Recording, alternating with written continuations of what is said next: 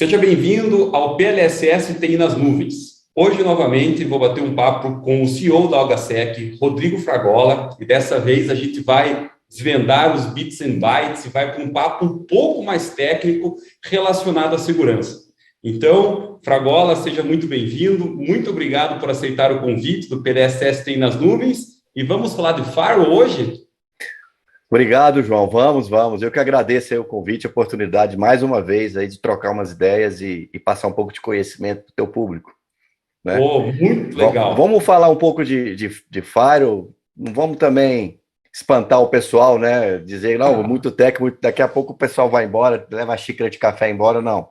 A gente vai entrar um pouco mais tecnicamente, né? Vamos mostrar alguma coisa, mas principalmente trabalhar alguns conceitos, porque uma tecnologia, quando ela é muito difundida, ela é muito aceita, e ela entra no que a gente chama de padrão de mercado, né? Quer dizer, hoje você não faz uma rede de computadores sem firewall, as pessoas param de pensar sobre ela, né?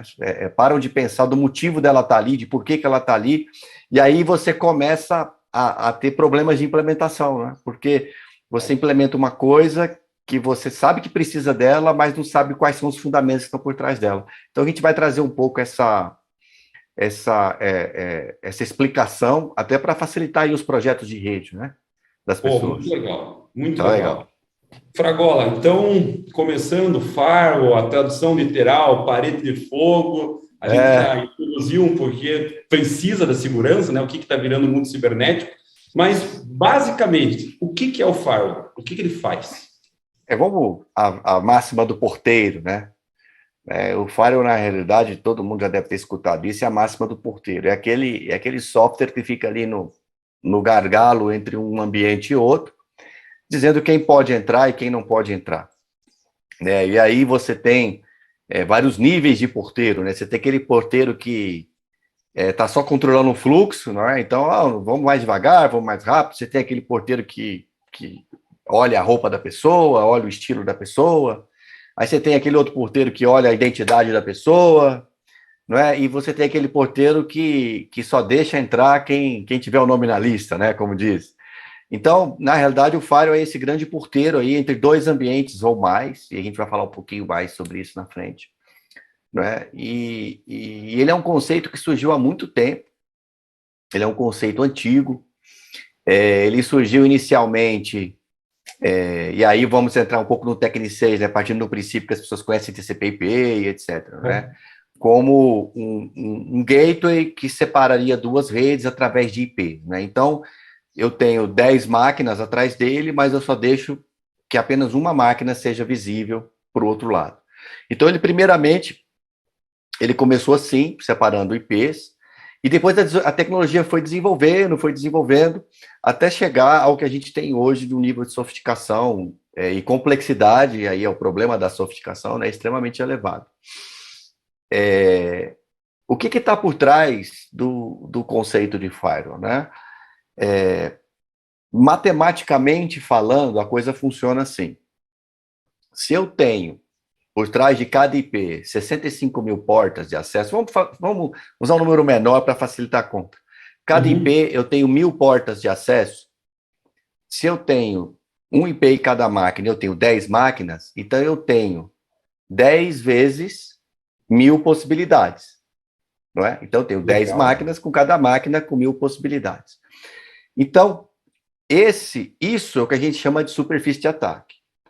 Quando eu coloco um firewall na frente, e eu digo que apenas 2 IPs vão ter acesso e apenas 2 serviços de cada IP, eu reduzo a minha superfície de ataque de 10 vezes 1000 para 2 vezes 2, quer dizer, 2 serviços em cada máquina, para 4. Legal. Então, estatisticamente, né, matematicamente, esse é o ganho inicial de firewall. Quando eu coloco um firewall dentro de um ambiente e um firewall atrás do firewall, então eu tenho uma rede, tenho um firewall, tem outra rede, tem outro firewall. Para o atacante poder atravessar essa camada, que a gente chama de DMZ, eu poderia também fazer uma conta parecida, que seria o seguinte, olha, se na primeira camada eu libero apenas um IP e duas portas, né, eu tenho uma probabilidade, né, eu tenho uma superfície de ataque onde eu tenho uma probabilidade X de atacar aquela máquina. E quando eu crio uma outro firewall do outro lado e eu tenho uma outra IP em outra porta, eu tenho uma outra probabilidade X de chegar nessa máquina. Então, o atacante agora ele tem uma probabilidade X menor que 1, né, porque 1 é 100%, e outra probabilidade X menor que 1, que é 100%. Então, supondo que a probabilidade seja 0,1 na primeira, e 0,01 na primeira e 0,01 na segunda, eu tenho que, para o atacante chegar na minha máquina de trás, eu tenho uma probabilidade vezes a outra. Então, eu tenho zero, muito menor, 0,0001. Tá? Nossa, quantas vezes já contei essa historinha? Né? A gente começou a trabalhar com firewall numa época onde você tinha que convencer que firewall era uma tecnologia que servia para alguma coisa. Verdade. Não é? É porque todo mundo queria plugar os servidores na internet e ter a maior quantidade de banda possível. E quando você virava e falava, não, vou colocar alguém no meio do caminho, as pessoas começaram a fazer conta de latência, conta, né, de retenção de tráfego, exatamente, capacidade, etc. Então, uma superfície de ataque, e aí, isso eu estou falando só de porta e IP, né? A gente nem falou ainda de serviço e de bug, etc. Mas você consegue expandir esse conceito para todo o resto. Quando a gente vira e fala que segurança não é 100%, então significa que existe uma probabilidade pequena, né, de você ser invadido. Então, quando a gente começa a trabalhar com essas probabilidades, a gente começa a entender que você reduzir a superfície de ataque significa reduzir essa probabilidade. Então, eu posso reduzir ela numa camada específica, ou eu posso encadear essas camadas. Aí as pessoas vão falar, nossa, é aquele papo da cebola, né? Da segurança em camadas. Então, a segurança em camadas, na realidade, é você multiplicar essas probabilidades, no ponto em que, para chegar no centro da cebola, a probabilidade seja extremamente baixa. Isso é teoria, tá, gente? Nem sempre se a coisa for mal feita, a probabilidade não vai reduzir e não vai resolver o problema. Então, a superfície de ataque significa o seguinte: de todas as aplicações que você instalou, de todos os sistemas operacionais que você instalou, de tudo que você instalou, se você não tem filtro nenhum, segurança nenhuma de nenhum tipo, você tem a sua superfície completa. O firewall, o que ele vem fazer? Ele vem cortar pedaços dessa superfície e fazer com que apenas parte dela esteja suscetível ao ataque. E aí, quando você começa a tratar desse assunto, você começa a perceber que muita gente traz firewall para a solução e não entende esse conceito, que é um conceito extremamente simples. Não é? Então, é comum você chegar numa empresa, por exemplo, que tem 500, 600 máquinas e ter um firewall instalado somente para a internet. Não é? Então, quando você faz isso e você coloca um servidor seu interno disponível, um IP e uma porta para a internet, você realmente reduziu a superfície de ataque. Quer dizer, o atacante que queria te atacar, ele não vai mais atacar a empresa inteira, ele só pode um IP e uma porta. Certo? Mas a partir do momento que ele ataca esse serviço, né, e ele consegue escalar acessos dentro desse servidor, ele pode atacar outras partes da rede. E aí, quando entra aquele segundo momento, né, uma probabilidade vezes a outra. Se eu reduzir uma superfície num primeiro caminho, eu posso reduzir essa superfície no segundo caminho. E aí a gente fala de segmentação interna, não é?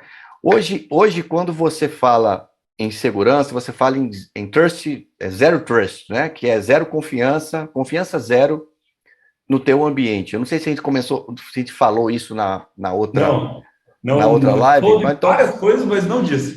Não disso, tá? Então é porque Ninguém é muita coisa. da cebola, Fragola. Nem da cebola, né? Nem da cebola. Não, mas é que é muita coisa, não dá para falar tudo. Mas, então, o que acontece?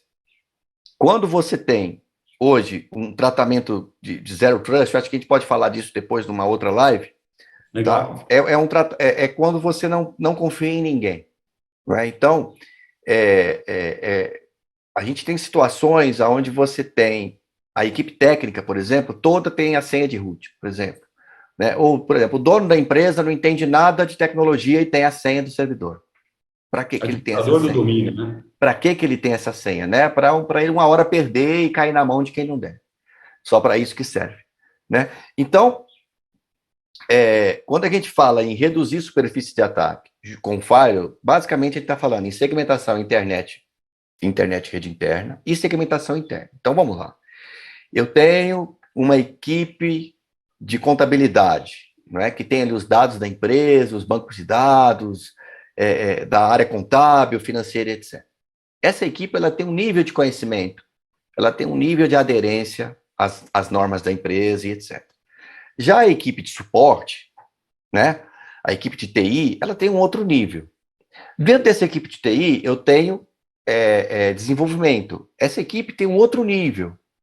Né? Eu posso ter, por exemplo, uma equipe, dependendo do tamanho da empresa, auditoria e compliance. Pô, essa equipe tem outro nível. Eu tenho uma área jurídica. Agora, a pergunta é, por que, por exemplo, a área jurídica, que cuida de todos os processos da empresa, que tem um monte de dados sensíveis, que está trocando informação ali de coisas de defesa, não é? Então, quer dizer, de defesa de um determinado do processo jurídico, está no mesmo ambiente, por exemplo, sei lá, aqui o helpdesk da companhia, que está fazendo o atendimento. Não é? Então, quando você começa a separar, aí você começa a trazer esse conceito de redução de superfície de ataque para dentro da companhia. Por que isso é importante? Porque quando a gente tem um ataque hacker, o hacker vai tentar fazer duas coisas principais. Não é? Escalar privilégio e tentar escalar privilégio na máquina local ou remotamente e tentar se espalhar, se colocar em outras máquinas dentro da rede.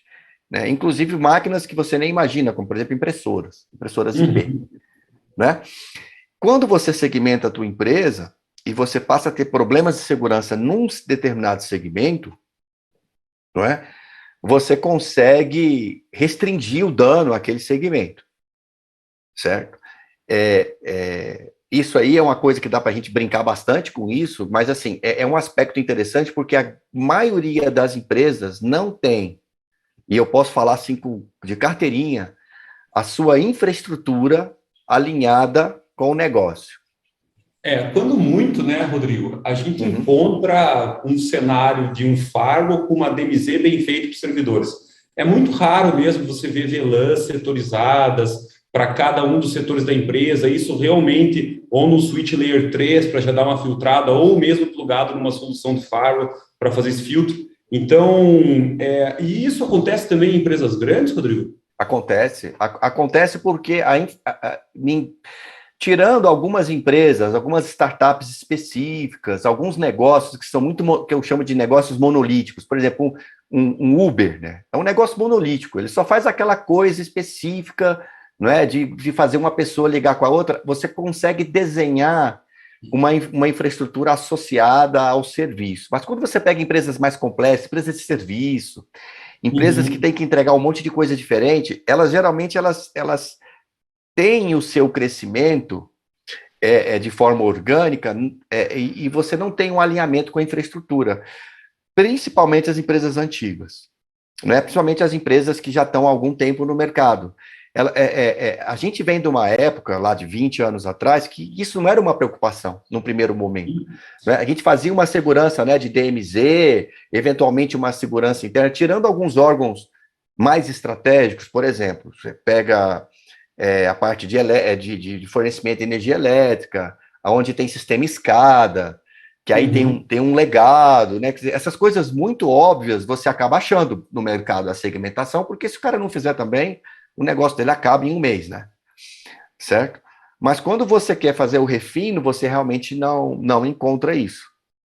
Isso é também devido, né, Rodrigo, aqui, eu vejo duas coincidências muito grandes, né?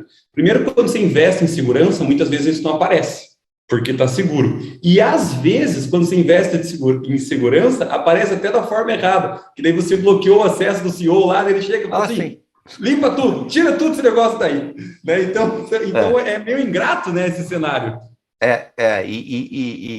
E eu acho que é um dos problemas que fazem com que as pessoas deixem de lado, né? O profissional de segurança, é comum as empresas, principalmente o profissional em si, ele começa a fazer um trabalho e rapidamente ele é barrado, ele é boicotado, né, durante o processo, e aí ele acaba fazendo o básico, né, o mínimo necessário, não é? Mas eu acredito, João, que isso é uma questão de tempo para começar a ser internalizado dentro das empresas. Porque, assim, a coisa tá demais, né? A gente até para de publicar ataque de hacker, porque se você começa a publicar na sua timeline, eu publico algumas coisas. Se você começa a publicar tudo que você recebe, você fica um cara chato, né? Você vira um cara chato, porque é 1 a cada 5 minutos. Então, assim, que eu recebo. A gente, às vezes, publica um ou outro, porque tem um aspecto interessante, né? A gente teve agora lá do Ministério da Saúde, que teve um aspecto interessante, uma coisa nova. Teve lá do Colonial Pipeline nos Estados Unidos, que teve uma coisa nova. Teve o Red Evil também agora na Rússia, que foi preso. Também um negócio estranho.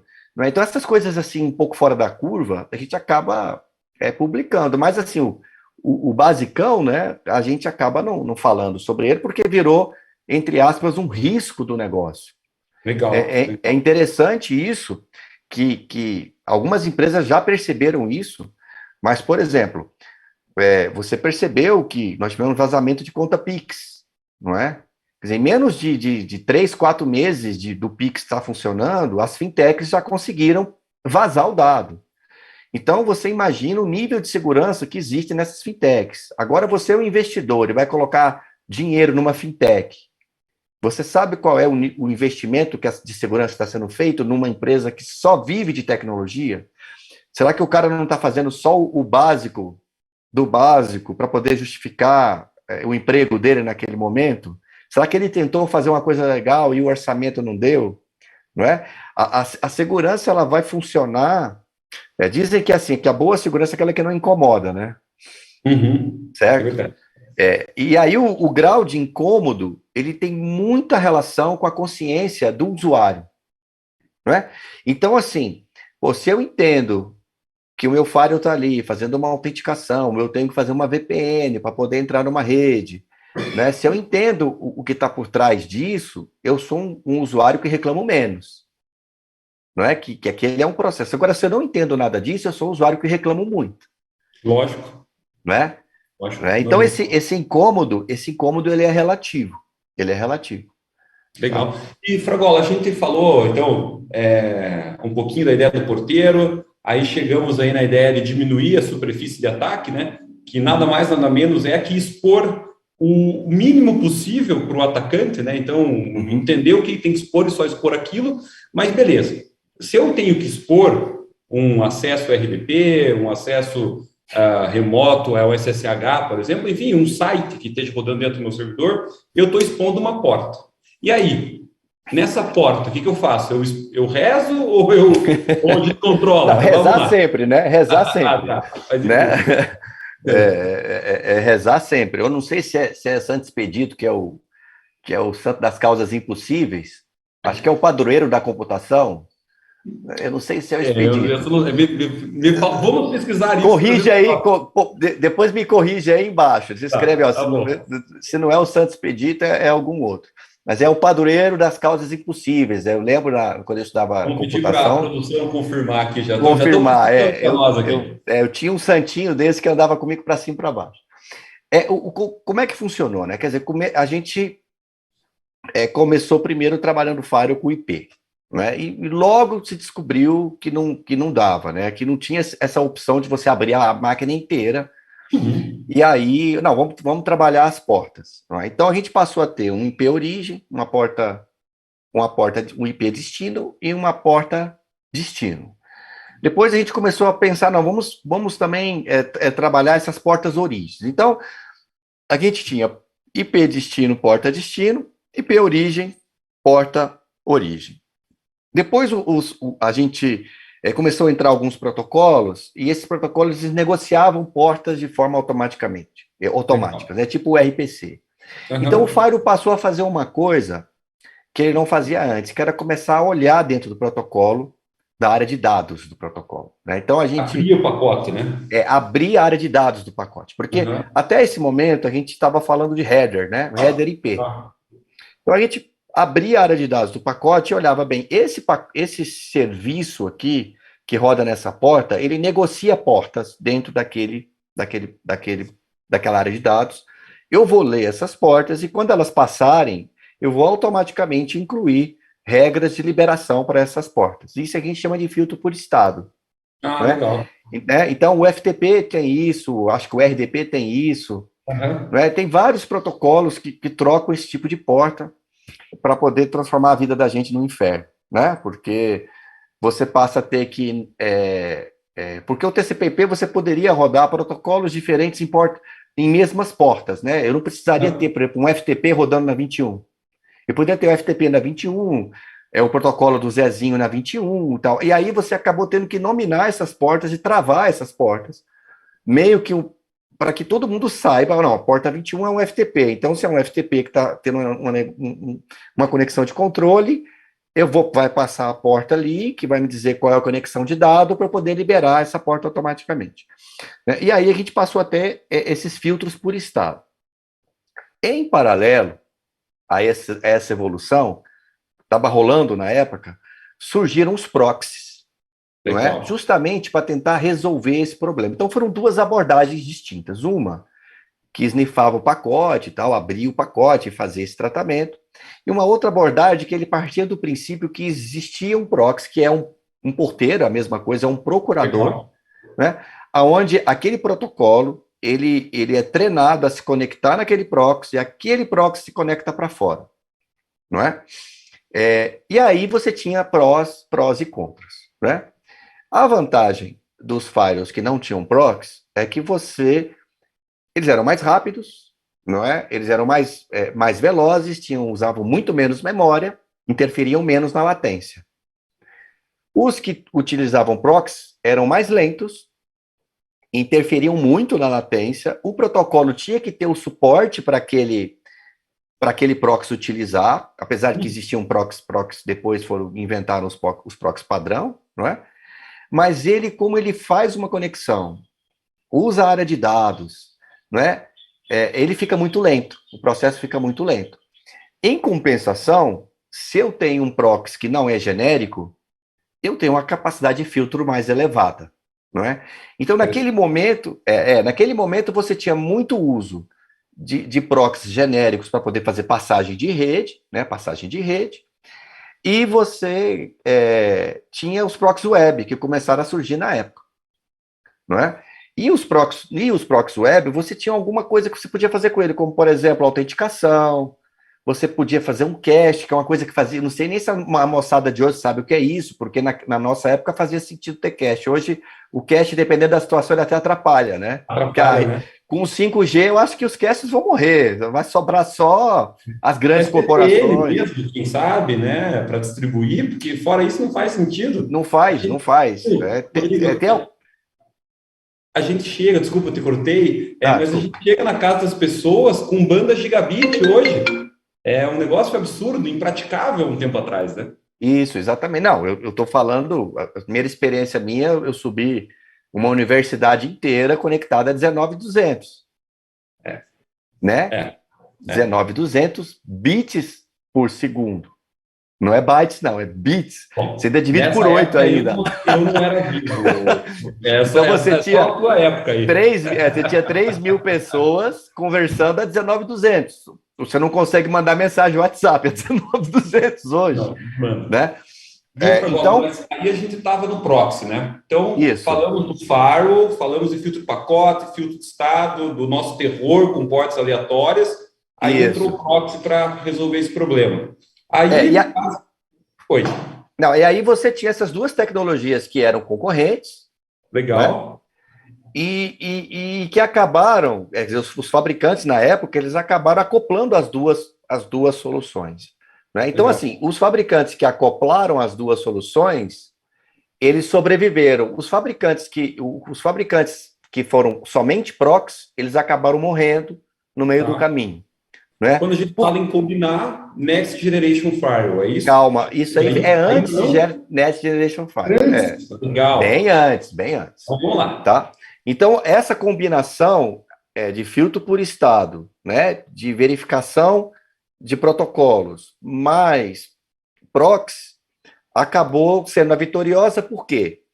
Essa combinação deu ênfase aos prox que trazem valor agregado, então, basicamente, o prox web e prox e-mail, que eram os dois prox. Tinha prox telnet também, SSH, que trazem um valor agregado ao avaliar de forma mais especialista a solução.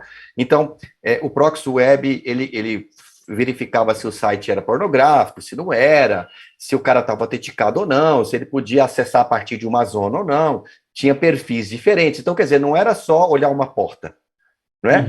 E já aqueles protocolos que você não tinha interesse em fazer um filtro mais específico, utilizava-se o filtro por estado e passava reto. Então, como o grande volume de dados eram esses protocolos e não os proxy web, olha que interessante. Né? Nós estamos falando de uma época onde o web não era o volume maior. Né? Então, isso funcionava muito bem. Aí, o que acontece? Isso durou muito tempo. Tá? Isso durou muito tempo. Depois de um tempo, o número de aplicações que negociavam portas. Então, por exemplo, em 2005, a gente foi o primeiro firewall desenvolvido que a gente gravava comunicações MSN. Não é? Ah, que legal. Chat MSN, exatamente. A gente era o único firewall que fazia isso. E a gente fazia isso através de engenharia reversa, porque não existia documentação. Então, como é que é engenharia reversa? Você verifica o tráfego, verifica o que está rolando dentro do tráfego, reconstrói parte do protocolo, aquilo que você consegue enxergar, e tira daquilo aquilo que você precisa. Só que assim, não dá para fazer um proxy para todo protocolo que aparece. Não dá para fazer um proxy para todo protocolo que aparece. E aí, depois que isso funcionou durante muito tempo, começou-se a falar de NGFW, né? Next Generation Firewall, que é firewall de nova geração, aonde o que é a ideia? Eu olho com mais detalhes as informações do pacote. Né? Eu entro mais a fundo, de forma, nas minhas máquinas de estado, com os dados do pacote e checo coisas sem a necessidade de se ter um proxy, sem a necessidade de se rodar um proxy. Então, a ideia era essa. Né? A ideia é você, tudo bem, IP, porta, eu já fazia alguma coisinha de conteúdo, só que agora eu vou aprofundar no conteúdo. Vamos dar um exemplo. Que tipo de arquivo que está sendo trafegado dentro do FTP? Esse arquivo está encriptado ou não? Se o cara disser que o arquivo não está e ele começar a ser trafegado e eu verificar que o header desse arquivo é um gzip, então eu corto ele. Né? Eu começo a entrar em características daquele protocolo. Eu vou compartilhar um arquivo com o Google, né? E aí eu não quero que esse tipo de arquivo passe. Quando passar esse tipo de arquivo dentro daquela conexão com porta aleatória, com aquela dificuldade toda, eu bloqueio o acesso. Tá. E aí vem um problema, né, do mercado de segurança, né, que eu vou falar uma coisa polêmica aqui, polêmica. Cuidado. Que é assim, quando começou essa onda de Next Generation Firewall, o mercado coincidentemente, o mercado de segurança entrou numa crise existencial. Eu vou lhe explicar por quê. Até a vinda dos firewalls de estado, com proxies, você tinha em paralelo ali vindo os IPS, eu vou comentar mais na frente, os antivírus de gateway evoluindo. Até esse momento, a gente podia montar uma segurança para um cliente, mesmo com os hackers, mesmo com os bugs, bater a mão na mesa e falar, você tem um nível de segurança legal. Cara, muito bom. Até aquele momento. Quando você começa a entrar com o discurso de NGFW, etc, etc, já é uma sinalização de que os ambientes dos clientes estão ficando muito complexos, que está ficando cada vez mais difícil dar solução somente a partir de softwares de infraestrutura e de sistemas de infraestrutura, certo? E eu estou inventando um negócio aqui diferente para ver se eu consigo tapar esse buraco. Então, o NGFW ele entra com uma força de marketing muito forte, muito maior do que a capacidade real dele de resolver o problema. E eu acho que aí é que o mercado começou a entrar num caminho que eu acho que foi errado, que é assim, durante um tempo, as pessoas começaram a comprar produtos e achar que estavam seguras igual antes. Né? Se a gente for recuperar isso nas réguas, né? Então eu não vou ter Firewall, então eu não vou comprar o NGF, então o NGFW não serve para nada, não. Não é disso que eu estou dizendo. Eu estou dizendo que a propaganda do mercado ela foi muito maior do que o retorno real. Porque mas aí não dá para culpar muito as pessoas, porque é quando você está vivendo aquela transição de onde, peraí, mas agora eu faço melhor do que eu fazia antes e tenho menos segurança. Então, como é que é isso? Como é que eu encaixo isso tudo? Hoje a gente tem uma visão diferente, né? Você tem uma visão diferente, né? De que não é só tecnologia. A tecnologia é importante, a gente vai colocar, mas tem outras coisas que vão rodar por trás, que não são tema dessa palestra, que é aquela história, Firewall não barra o hacker. Tá, então tira o Firewall. Tira. Aumenta a superfície de ataque. Né? Em vez de ser 2, é 1000. Então, assim, tem algumas pessoas também que é 880, né? Não é bem... É 8 a 180, né? Não é bem assim. Então, entra o NGFW nesse contexto. Né? E por que eu falo isso com muita segurança? Porque de todos os NGFWs que a gente instala e que a gente vê, nossos, dos concorrentes e etc., a gente percebe que tem muito pouca coisa de NGFW de fato rodando nos firewalls e muito mais de tabela de estado e de proxy, porque quando você ativa esse protocolo, aí o equipamento cai, fica muito lento, o tráfego não funciona, aí tem que comprar 10 equipamentos em vez de um, aí o orçamento não dá. Então tem todo esse arcabouço que a gente tem que levar em consideração. Né? Então entram os NGFW nesse contexto, nesse período tumultuado da segurança da informação, que ainda continua, mas já mais com os 2 pés no chão, né? Mais com essa visão mais realista do problema, de que o cliente tem que vir junto da solução, não adianta o João, o Fragola não vão chegar lá e colocar a solução para o cara tem que se comprometer a estar junto do processo, né? Que senão não vai funcionar, é o conceito aí do Zero Trust, né? Senão não vai funcionar. E aí, a gente tem agora um segundo nível de entrada de firewalls que é pouco conhecido, que são os firewalls com inteligência artificial, que é o INGFW, que vem já com o marketing, já com o pezinho no chão, não tanto quanto foi, né, o NGFW. Né? O NGFW veio com o marketing tipo assim, eu resolvo o seu problema, se você não me adquirir, você está ferrado. Né? E o INGFW ele já vem, não, vamos lá, tá tudo complicado, é tudo complexo, eu sei que eu não sou a solução mágica, mas eu te ajudo a resolver um monte de coisa. É bem diferente, né, do processo. E mas o que é o Ele pega o pacote e joga para uma nuvem processar? Como que é essa inteligência artificial do IGFW? Os que eu trabalhei, todos são locais. A inteligência artificial é local. Como é que funciona? A tecnologia vem com hardware híbrido. Né? Eu não vi nenhum desses ainda, não peguei, né? Com a inteligência em nuvem. Porque o que acontece?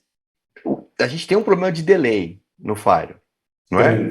É um problema de delay. Então, uma solução dessa, INGFW, ela começa muito cara, porque ela trabalha com hardware híbrido. Então, você tem hardwares que aceleram ali a parte de rede, você tem hardwares que aceleram a parte de inteligência artificial. Né? E elas, basicamente, hoje, elas vêm, como eu te falei, elas vêm bem com o pé no chão. Elas vêm numa situação onde eu meço o comportamento, né? O comportamento, tiro determinados parâmetros desse comportamento, e aí vai depender da solução que você estiver adquirindo, tá? E a partir daí eu estabeleço regras de desvio, né? Se eu desviar aqui, eu alerto, se eu desviar aqui, eu bloqueio, não é?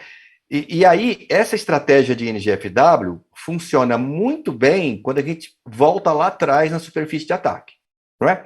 Se eu tenho um firewall que cuida de tudo, NGFW vai te trazer mais problema do que solução, não é? Uhum. Porque ele vai olhar tudo ao mesmo tempo, tudo de todo mundo, e aí, como que fica isso? Então, quando você senta para fazer uma instalação com inteligência artificial, a gente sempre tem que entender o seguinte: se inteligência artificial fosse inteligência, não teria a palavra artificial na frente.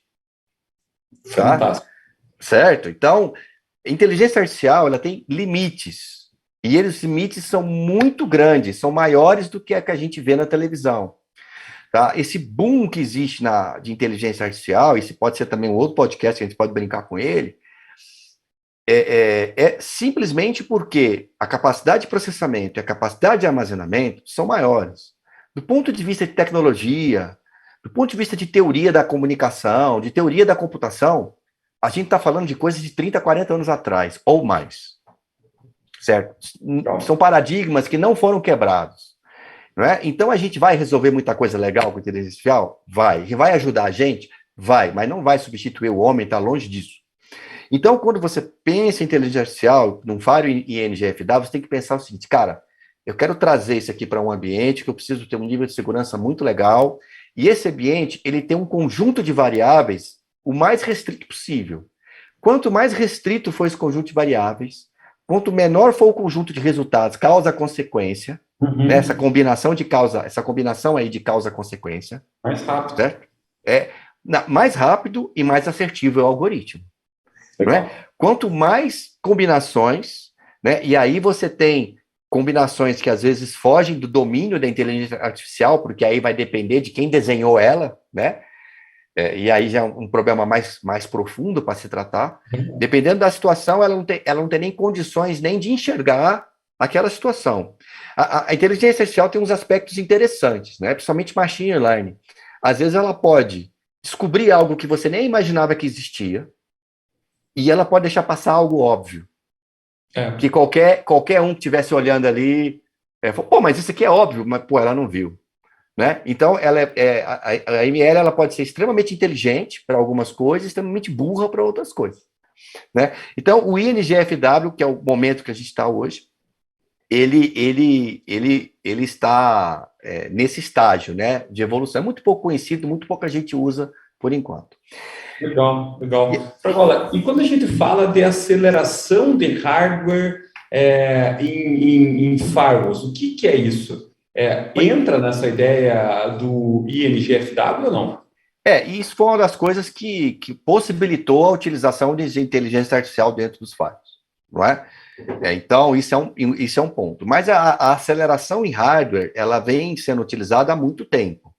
Não é? O que a gente tem hoje de aceleração em hardware, independente de ING, né? A gente tem, até em alguns switches tem esse tipo de aceleração há muito tempo, não é? De árvore, de comutação de portas, etc. Mas em firewall, o que a gente tem visto? Geralmente você tem que não precisa estar no mesmo equipamento. Você tem acelerações ali para essa parte de porta, né? Porta, regra e porta, não é? Então, né? Exato. Então, ele faz o seguinte: olha, a partir do momento que existe uma porta origem, uma porta destino, né, um socket, né, de comunicação, e esse socket está liberado, o sistema central informa para essa placa, e essa placa resolve ali dentro daquele ambiente que é acelerado. Tá? Que pode ser um FPGA ou pode ser um ASIC. Geralmente são essas duas tecnologias. Então, ela resolve ali. No ASIC, que é uma tecnologia de mais baixo custo, ela não costuma ter muita inteligência. E aí vem um problema. Vamos deixar isso um pouquinho mais para o final, porque é polêmico. Deixa polêmico para o final. Tá, então, você tem ali essa aceleração. Você tem também uma aceleração de criptografia, que essa foi a primeirona de todas colocada em Firewall, porque o algoritmo padrão é o DS. Foi durante muito tempo o DS. E o DS foi desenvolvido pelo governo norte-americano e ele tem duas permutações matemáticas, uma na entrada e outra na saída, que foram introduzidas para que a implementação em software fosse lenta. Né? Tá. Porque na época a tecnologia de hardware era difícil de conseguir. Então o que os caras pensaram? Bem, vamos colocar isso aqui como padrão. Os hardwares quem fabricam somos nós ou nossos parceiros, né, tecnológicos ali, estratégicos. E tá aqui, ó, o algoritmo é público, vamos fazer a comunidade engolir isso aqui de cima para baixo. E eles que não sabem fazer hardware, ou eles compram da gente e assinam os termos aí de cooperação internacional, né, e etc., pagando uma fortuna por isso, ou então eles desenvolvem software e o troço é extremamente lento, certo? Então, a aceleração em hardware, ela nasceu por causa dessa necessidade. No hardware, as permutações acontecem em um ciclo. A permutação de matriz acontece, não vou chegar aqui, não vou explicar isso, mas nas permutações de matriz, em um ciclo você faz a permutação de entrada e um ciclo na permutação de saída. Certo? No software, você tem que fazer componente a componente. Né? Então, se é uma matriz 9 por 9, esse componente para todos os componentes, esse componente para todos os componentes. Então, você tem que fazer várias operações e isso torna o algoritmo lento. Então, você tem também aceleração nesse sentido. Em IPS, que é um outro módulo, você tem também a aceleração, pode ser feita geralmente em FPGA, tá? Já é um hardware que você pode, programável, que você pode alterar a programação dele, mas ele tem algumas restrições, algumas limitações, mas você pode alterar a programação, que funciona da seguinte forma, a partir de um filtro de uma regra, porque o IPS, e a gente deve falar isso aí em um outro momento, ele precisa filtrar o tráfego e precisa gerar umas tabelas de estado. Tá? A gente vai falar nisso na outra.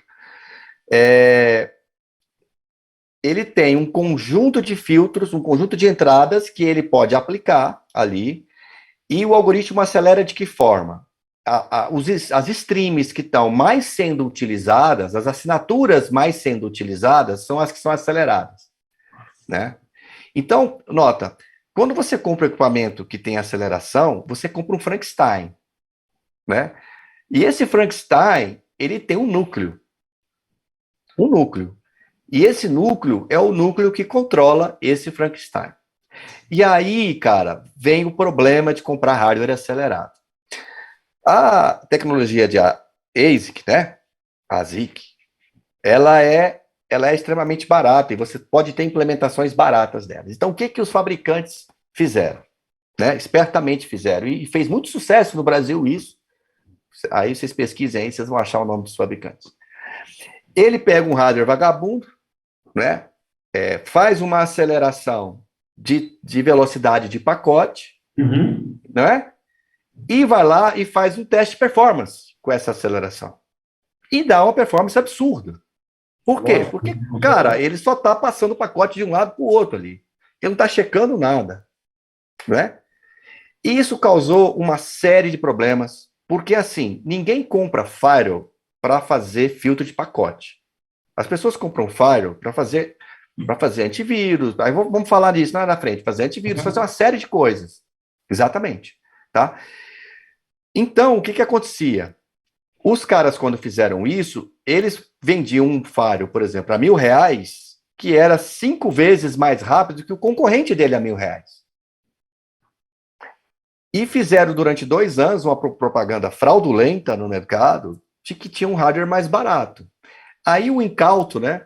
Os incautos compravam o produto, o produto funciona, ninguém está dizendo que o produto é bom ou ruim. O problema é que a hora que você passa um antivírus, a hora que você sobe uma regra, a caixa para. Então, o que acontece? Quando a gente fala de aceleração, aí é a compra mais difícil de todas, porque você vai acelerar o quê? De que forma? Se o seu tráfego, por exemplo, você compra um equipamento com aceleração de IPS, e seu equipamento acelera 10, 20 regras, e você tem 50 ativas, ele vai ficar fazendo swapping o tempo inteiro. Né? Então, a hora que o tráfego começar a bombar ali, aquela aceleração, porque a gestão da aceleração vai ser tanta que pode ser que você perca a performance. Né? Então, quando falar de aceleração, a gente tem que entender o que está sendo acelerado. O cara está acelerando aquilo ali só para aparecer no folder um valor ali para ser competitivo comercialmente, ou para vender um valor que não existe, não é? Então a gente tem que tomar muito cuidado com isso. E aí os fabricantes, com o tempo, os concorrentes começaram a perceber isso, né? E começaram a falar em performance NGFW, né? Performance com todos os filtros ativos. E aí, você pegava aquele equipamento que fazia 10 GB, ele passou a fazer 500 MB. Então, olha o que você comprava. Você comprava um equipamento de 10 GB, colocar numa rede de 10 GB, e a hora que você habilitava os filtros, ele fazia 500 MB. Né? Então, eu acho que isso é uma grande sacanagem, eu acho que aconteceu no mercado, isso é uma coisa muito errada que foi feita, né? Isso é uma coisa muito errada que foi feita, mas é o mercado, não é? E é uma coisa que a gente tem que tomar muito cuidado. Por exemplo, quando você filtra muita coisa NGFW, né, quando você quer avaliar muito contexto, cara, você tem que ter memória.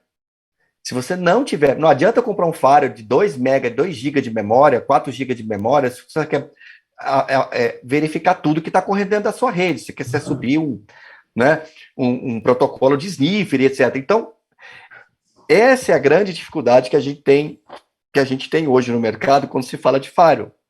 Não sei se você já participou, óbvio, né? De situações onde a gente às vezes especifica um produto e na hora de rodar, putz, tem N dificuldades, né? O cliente, ele chega, diz o que ele tem na rede, aí você chega lá, tem o dobro de coisas, né, do que ele falou, né? Então, é por isso que é um produto que é importante você fazer uma POC, não é?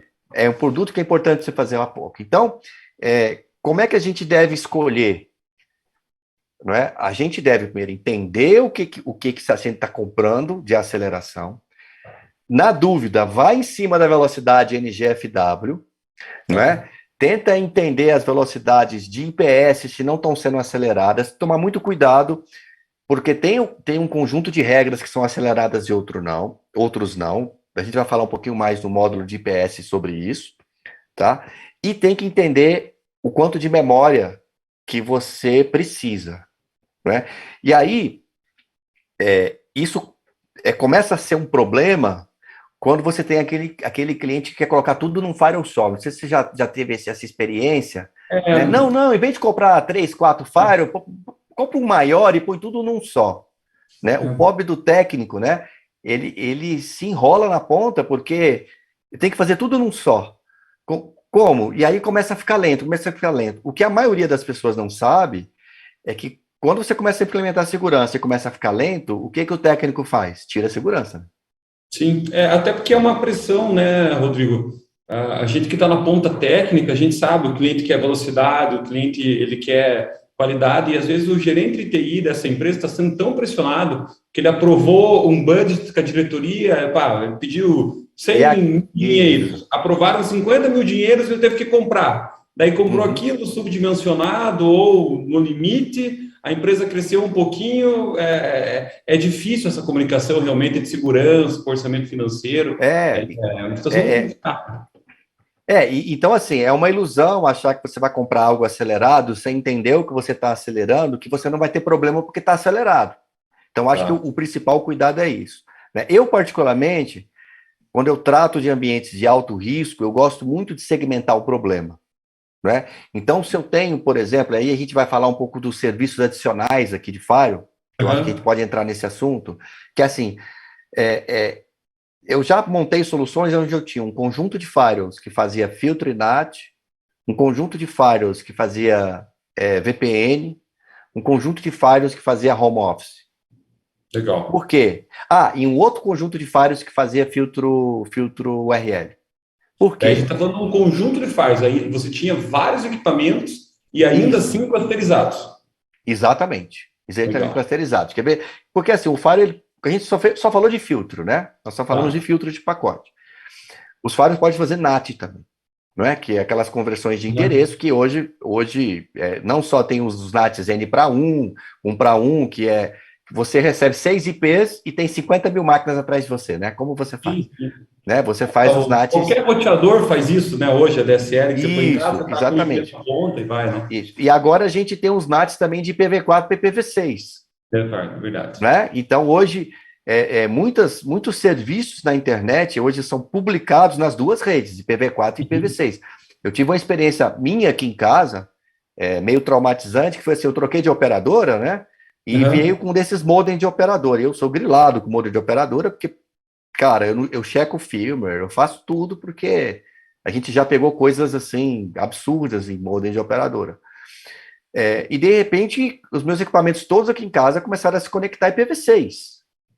Né? Aí você ia lá no modem, aplicava o filtro e o filtro não funcionava. Né? E assim, funcionava no IPv4 e tudo conectando. Aí eu falei, não vou deixar desse jeito. Aí tive que descobrir como que entrava na parte técnica, e etc, etc. Fui lá e tive que desabilitar o IPv6, para que eu não tivesse uma porta de entrada a mais na minha rede, um protocolo que, nesse momento, né, é desnecessário. Né? É o negócio da superfície de ataque, né? Legal. Eu reduzi a superfície de ataque pela metade quando eu desabilitei o IPv6. Então, o IPv6 é um desafio técnico, né, Rodrigo? Porque cada vez mais os serviços e as empresas estão precisando de mais IPs, então é uma mudança inevitável, e ainda o conceito, tudo bem, é uma evolução do TCP/IP IPv4, mas ainda não está solidificado entre os técnicos, né? Não, vamos conviver muito tempo com isso. Não tem como viver. Não tem como. Tem muita coisa implantada em IPv4. Ninguém vai sair virando isso. Né? Se você olhar, talvez você não tenha percebido isso, mas você se conecta, por exemplo, num site desse, não vou fazer propaganda de ninguém, né? Num Google desse da vida, e saem duas conexões, sai o IPv6 e o IPv4. Mesmo. Né? Porque os caras já estão trabalhando assim. Então, se você tiver o backbone ligado, vai comunicar. Então, existe essa, por exemplo, a gente tem necessidade, às vezes, de alguns, por exemplo, provedor. O provedor precisa fazer muita conversão de endereço. Né? Então, existem firewalls, por exemplo, que a gente fornece, que a única coisa que eles fazem, eles têm a regra de filtragem, todo mundo para todo mundo, liberado. E o módulo de conversão de endereço funcionando. N para 1, 1 para 1, 1 para N, né? Onde um IP, você recebe um IP e divide para 6 servidores, você faz round robin dos servidores, para você ter clusterização dos servidores internos, né? Você tem a conversão do IPv4 para o IPv6, certo? Você tem as conversões de saída, onde um monte de gente sai com um IP só, e tudo isso precisa de velocidade e memória. Né? Então, tem situações. O firewall pode implementar também a criptografia entre duas redes, né, fazendo com que todo o tráfego que passe por essa rede, seja encriptado. Né?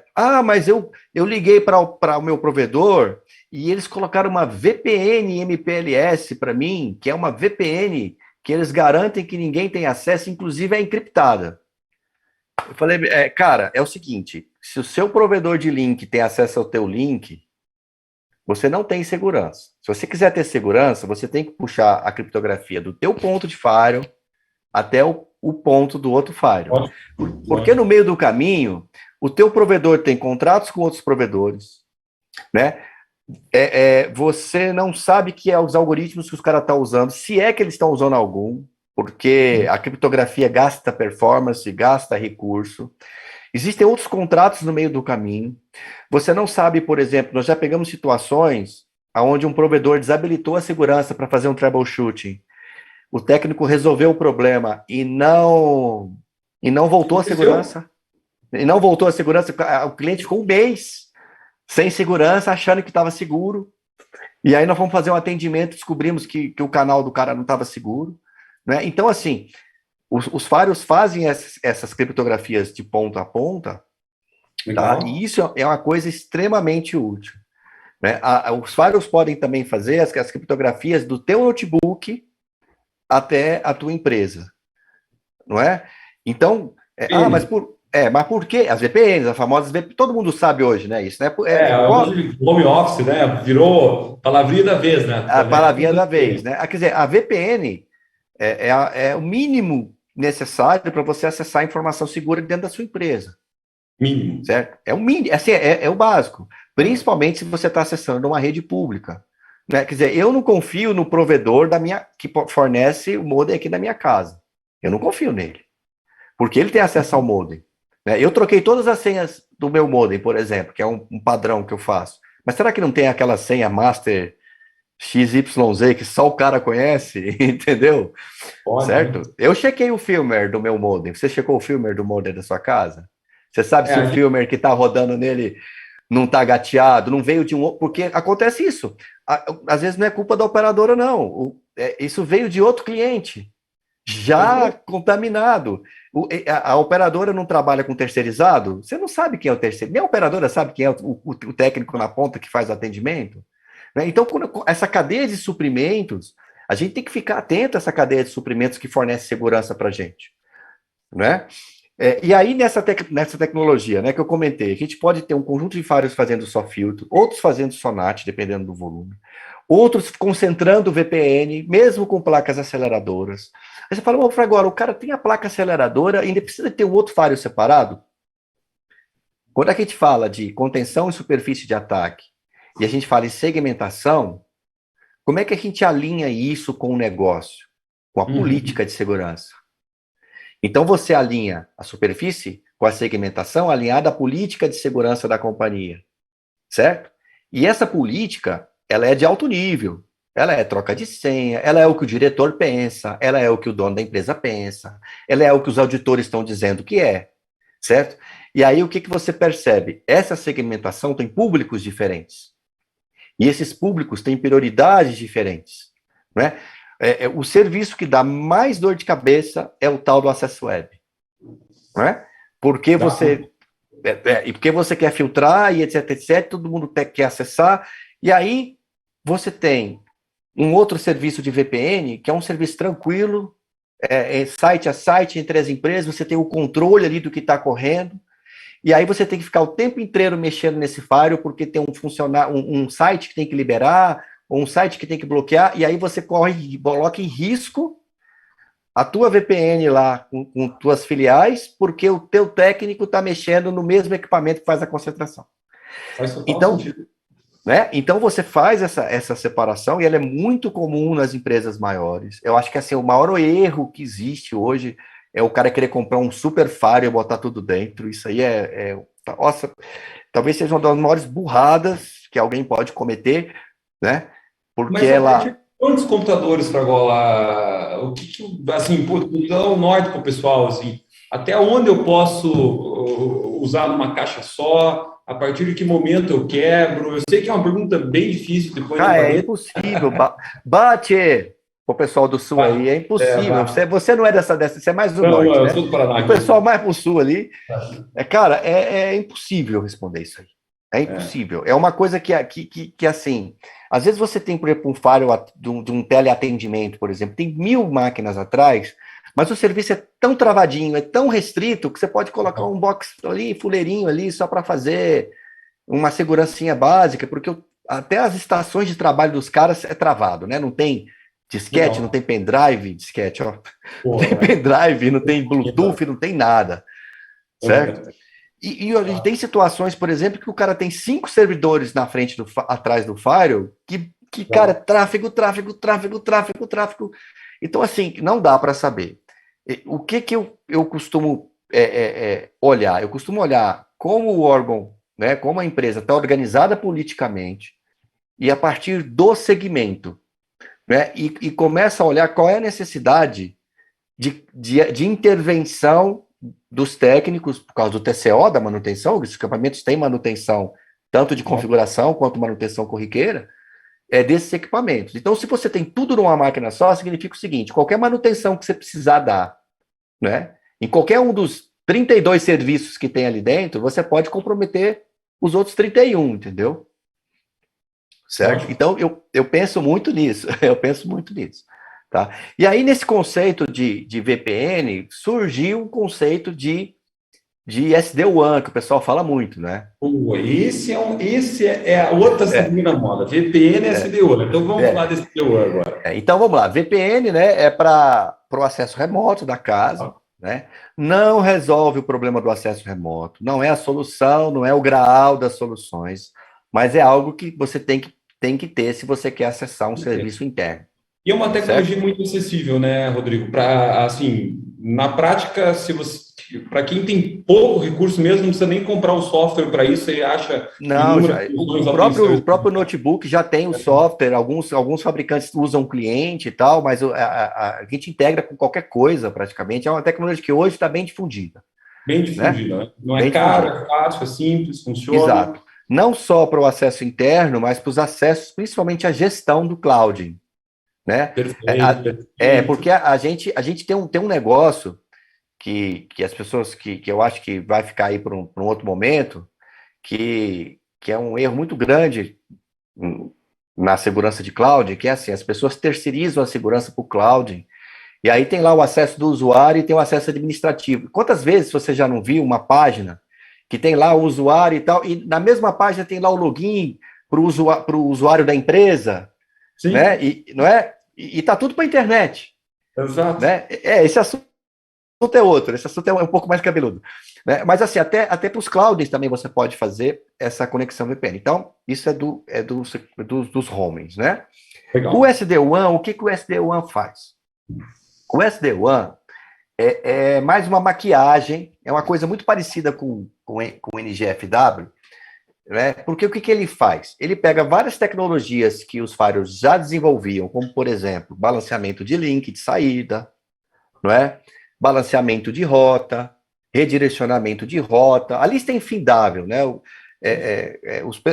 As empresas começaram a trabalhar pela posição estratégica do firewall, ele começou a absorver uma série de serviços, né? Tá. E aí, o que o SD-WAN faz? Ele é uma rede definida por software e ele faz o seguinte: a partir de uma central, de um console, você pode definir quais as redes se comunicam com quais redes, né?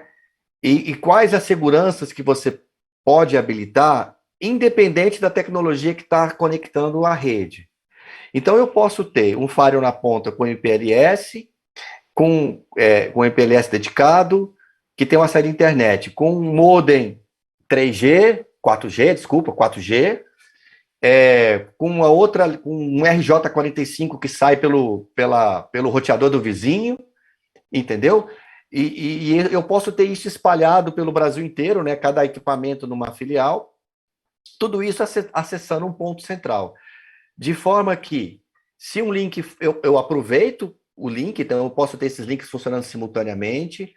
Se um link cair, ele continua funcionando, certo? Tudo isso de forma transparente para o cliente na ponta, para a pessoa que está Claro. rodando na ponta.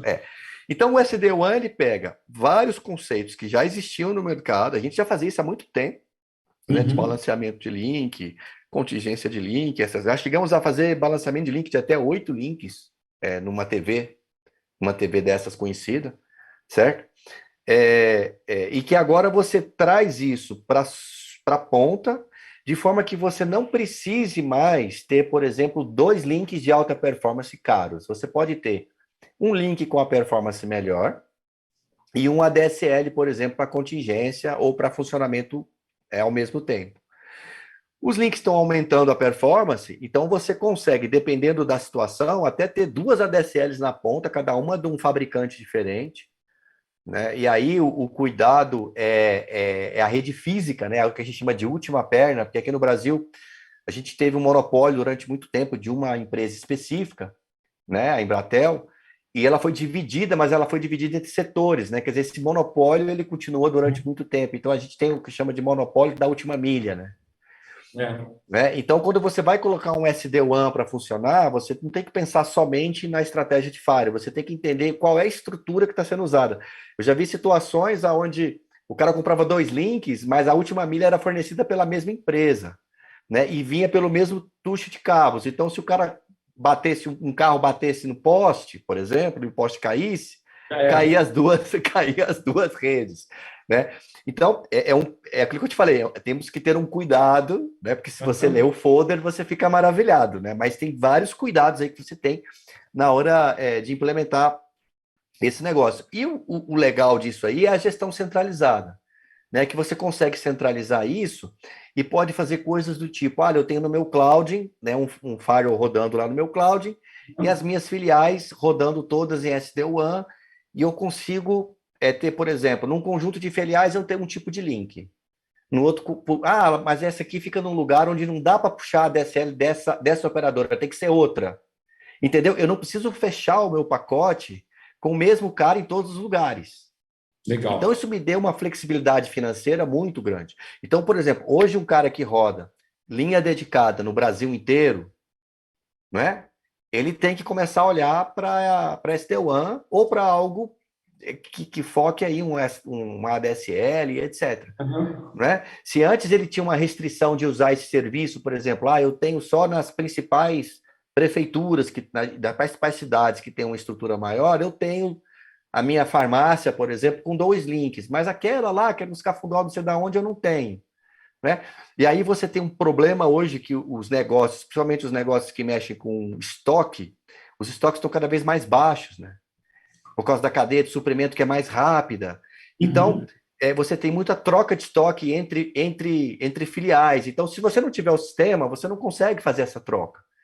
Né? E aí o sistema cai, o que acontece? Você não recebe, você não transfere informação, você não faz absolutamente nada. Pegando o exemplo de uma farmácia, foi um excelente exemplo, né, Rodrigo? Pô, sensação chata, você para lá, sexta-feira, 10 horas da noite na farmácia para comprar o dipirona. Pô, o cara não te vende porque não tem sistema. Então, perde até o cliente, né? Perde o cliente, perde o cliente. Então, o buraco é mais embaixo. Então, contextualizando, SD-WAN, ele veio como uma mistura de várias tecnologias e provavelmente vai ser amplamente utilizado a partir de agora. Sim.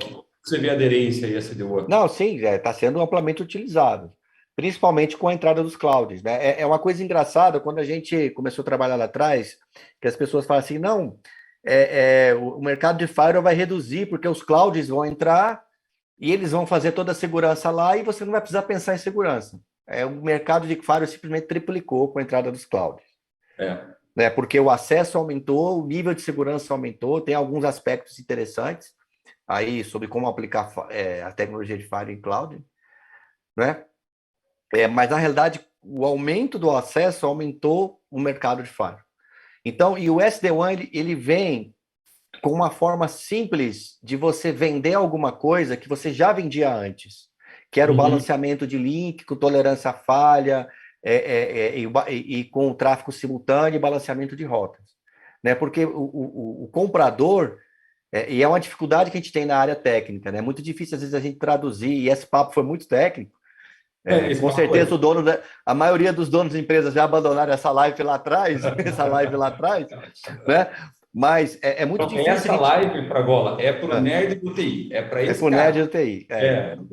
Deixa ele com a gente aqui. Tá. Então é muito difícil para a gente da área técnica subir esse discurso. E o SD-WAN ele vem com um discursozinho pronto, né? Para você, é só copiar e colar, né? Eu acho que até bonito. É bonito.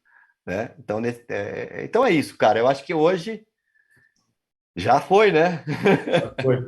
Pô, Fragola, para variar, a gente está falando demais, né? Acho que já falou mais de 1 hora e acho que a nossa pauta, a gente avançou aqui uns 25%. Então, eu acho que foi. Vamos marcar uma próxima? Vamos. Eu estou disposto. Vamos continuar aqui. Tem muita coisa para falar ainda, muita coisa relativa à implementação e segurança. E eu acho que vale a pena, assim, dar mais 1 horinha de papo aí, com certeza. Ótimo, mas a gente tem que começar a fazer o seguinte, Fragola. A nossa pauta sempre é para durar 1 hora e dura 1 hora os primeiros 25%. A próxima a gente vai mais tempo. Vamos fazer mais 4 lives, não tem problema não. Tá bom, fechado. Tá. Eu queria agradecer, pessoal, a presença do Rodrigo, nosso especialista e CEO da OHSEC em segurança. O OHSEC, que é parceira Perissari na região de Ponta Grossa dos Campos Gerais. Muito obrigado e até o próximo TI nas Nuvens.